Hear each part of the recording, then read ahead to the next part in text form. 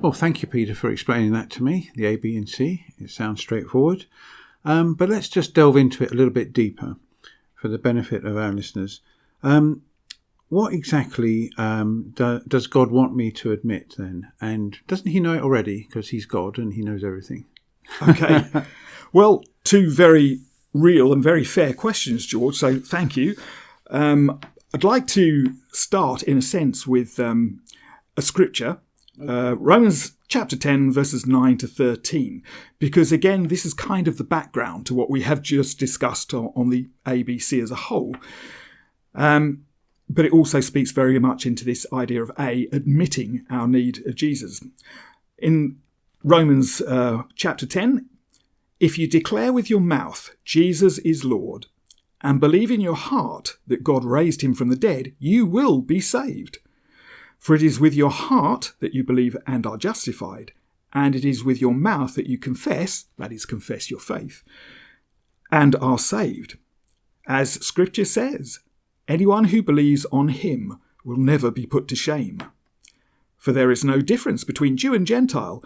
The same Lord is Lord of all, and richly blesses all who call on him. For everyone who calls on the name of the Lord will be saved. Right. So it's a very universal promise that has been made to us. But you ask the question, well, what is it precisely then that God expects me to admit or own up to? Yes. I think the things that we have to own up to are the realities that we are the people who actually nailed Jesus to the cross. I think that people recoil away from that idea and say, no, it wasn't me, or the bad things that I've done, didn't cost that. But I think we would all understand as Christians that, no, we're all guilty. We're all the people who are there nailing Jesus to the cross. So that tells me that I am a rebel. You're a rebel. In fact, we're all rebels. And the scriptural word that we use for that is sin, or the biblical word. We're all sinners. We've all gone our own way instead of going God's way. The second point is that we are not able to help ourselves, and we have to admit and own up to the fact that we can't help ourselves. We have to be rescued from the situation in which we're in, the spiritual situation. So I think there are a lot of people who think all I have to do is to be nice to my granny, pay my taxes on time, and, somehow God will be favourably impressed.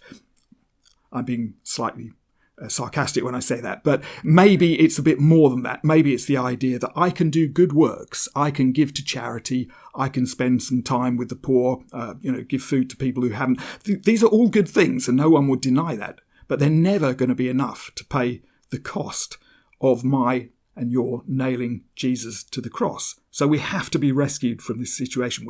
We need to be saved, and that's, I think, the key point that we have to admit. And then you asked, doesn't God already know? Well, yes, of course, God does already know. So there's no doubt about that. But it's about me being real with myself, about us being real with God, that we have admitted we can't help ourselves. We need God to rescue us. We need Jesus to rescue us from the situation that we're in. So no more self-delusion, really. No more excuses. We know that we're guilty before God. We've all broken the 10 Commandments, as we said in our earlier recording. Perhaps all of them, but all of us have broken some of them. And that alone would be enough to push us away from God. We need to be brought near again. Thank you, Pete. So that's very good. So we have to admit that we've done something wrong, that puts a barrier between us and God, and that we need his help to get back to him. Okay. Into a right relationship. And right relationship with him, yes. Thank you for that.